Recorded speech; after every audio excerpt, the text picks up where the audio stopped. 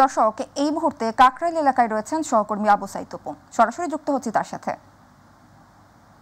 অপু, জগন্নাথ বিশ্ববিদ্যালয়ের শিক্ষার্থীদের আন্দোলনের সবশেষ পরিস্থিতি কি দেখছেন? তারা কি আন্দোলনে অব্যাহত রাখার ঘোষণা দিয়েছে? এই মুহূর্তে কি পরিস্থিতি সেখানে জানাবেন আমাদের।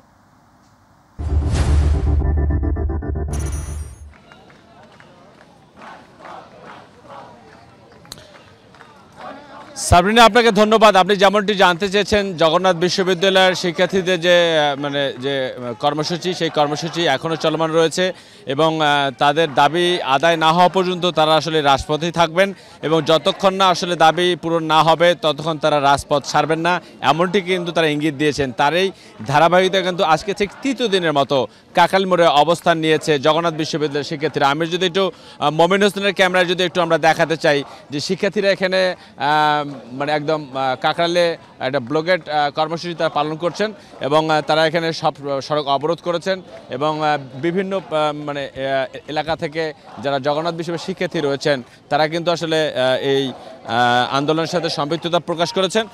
তো এই সম্পৃক্ততা প্রকাশ করার কারণে কিন্তু আন্দোলন আরও যত সময় যাচ্ছে ততই কিন্তু আসলে বেগবান হচ্ছে। আর একটি বিষয় আপনাকে জানিয়ে রাখি, যে দাবিটা আসলে করা হয়েছিল বর্তমান অন্তর্বর্তীকালীন সরকারের কাছে, তাদের কথা হচ্ছে যে বৈষম্যহীন এই বাংলাদেশে আর কোনো বৈষম্যের ঠাঁই হবে না। তারা চায় যে তারা যে কোনো পরিস্থিতি হোক তারা যেন তাদের সেই দাবিটুকু পূরণ করে তারা ফিরতে পারে। এবং এখানে অসংখ্য শিক্ষার্থী রয়েছেন।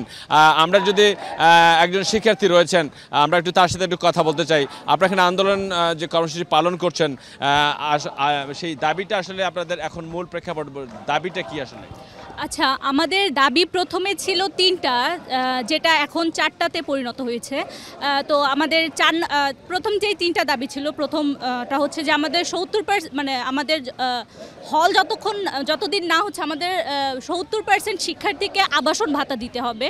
2 নম্বর দাবি ছিল যে 25-26 অর্থ বছরে যে আমাদের প্রস্তাবিত যে পূর্ণাঙ্গ বাজেট সেটা কাটছাট না করে বহাল রাখতে হবে, যেটা আছে সেটাই। আর 3 নম্বর যেটা ছিল সেটা হচ্ছে আমাদের দ্বিতীয় ক্যাম্পাসের কার্যক্রমটা দ্রুত বাস্তবায়ন করতে হবে। আর এখন আমরা যে আরেকটা দাবি অ্যাড করেছি, সেটা হলো যে 14ই মে আমাদের শিক্ষার্থীদের ওপর যে হামলা চালানো হয়েছে, এর আমরা প্রতিবাদ আমরা শাস্তি দাবি করছি আর কি। সাবরিনা, আপনি শুনছিলেন যে একজন শিক্ষার্থী জানাচ্ছিলেন। একটি তথ্য আপনাকে জানিয়ে রাখি, 2022 সালে কিন্তু একটি জগন্নাথ বিশ্ববিদ্যালয়ের জন্য অবকাঠামো উন্নয়নের জন্য এবং শিক্ষার্থীদের জন্য যে বরাদ্দগুলো হয়েছিল, তৎকালীন যে সরকার ছিলেন ফ্যাসিবাদী সরকার, তৎকালীন এমপি ছিলেন, সেগুলো দখল করে থাকার কারণে কিন্তু সেই শিক্ষার্থীরা বা শিক্ষকরা তাদের সেই সুযোগ সুবিধাগুলো পায়নি। তো না থাকার কারণে আমরা আরেকজন শিক্ষার্থীর সঙ্গে কথা বলতে চাই। এই দাবি পূরণ না হওয়া পর্যন্ত আপনি কি মাঠেই থাকবেন? জি, আমরা মাঠে থাকবো। আমাদের দাবি যতক্ষণ না পর্যন্ত আমরা আদায় হচ্ছে ততক্ষণ আমরা এই যমুনা ছেড়ে যাচ্ছি না। আপনাদের প্রোগ্রামটা আসলে 11টা থেকে শুরু, ইতিমধ্যে আপনারা সবাই আসতে শুরু করেছেন এবং আপনারা কি এই দাবি যারা পূরণ করার কোনো আশ্বাস পেয়েছেন?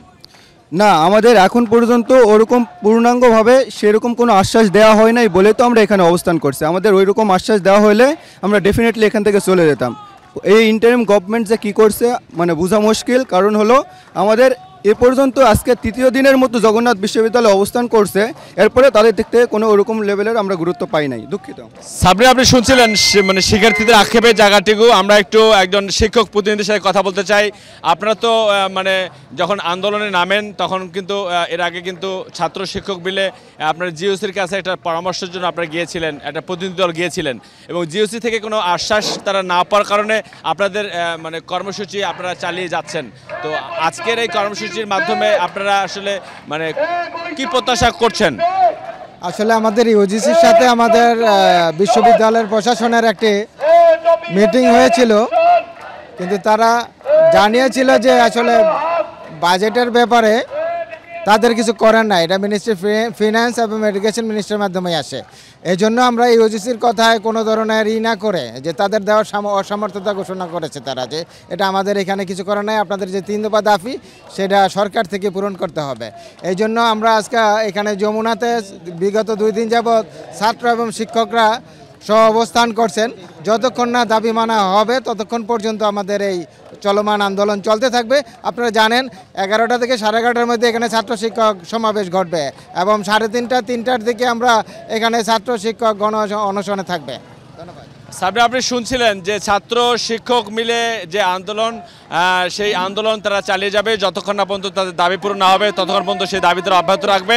অর্থাৎ দীর্ঘদিনের যে 20 বছরের যে পুঞ্জীভূত যে মানে আপনার যে বরাদ্দ বা যে প্রত্যাশা ছিল, সেই প্রত্যাশার জায়গাটা পূরণ হওয়ার কারণে তাদের এই দাবি অব্যাহত থাকবে। তো সাবরিনা, এটাই ছিল কাঁখাল মোড় থেকে জগন্নাথ বিশ্ববিদ্যালয়ের শিক্ষক এবং শিক্ষার্থীদের যে কর্মসূচি, তার সর্বশেষ খবর। সাবরিনা।